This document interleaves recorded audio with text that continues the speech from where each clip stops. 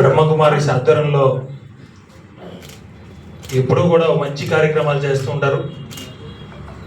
ఒక పక్క ఆధ్యాత్మిక కార్యక్రమాలు, అదేవిధంగా సామాజిక కార్యక్రమాలు, అనేక కార్యక్రమాలు.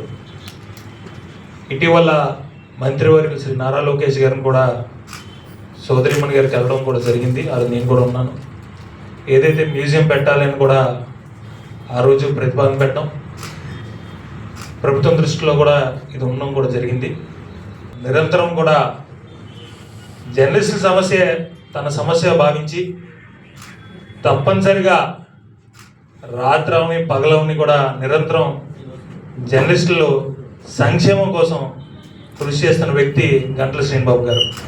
తప్పనిసరి కార్యక్రమం రావాలని వెంటనే కూడా మంచి కార్యక్రమం, గతంలో కూడా బ్రహ్మకుమారి ఆధ్వర్యంలో ఉగాది కార్యక్రమం కానివ్వండి, అనేక కార్యక్రమాలు కూడా నేను హాజరవడం కూడా జరిగింది. సంక్రాంతి అనేది మన తెలుగు జాతికి ఒక పెద్ద పండుగ. ప్రకృతిలో అనేక మార్పులు కానివ్వండి, అదే పండగ సమయంగా మన కుటుంబ సభ్యులందరం కూడా మన సొంత ఊర్లకు వెళ్ళడం, వ్యవసాయం కూడా ఒక పెద్ద పండుగ. అందరికీ కూడా ఆంధ్ర రాష్ట్ర ప్రజలందరూ కూడా సంక్రాంతి శుభాకాంక్షలు మీ ద్వారా తెలియజేసుకుంటూ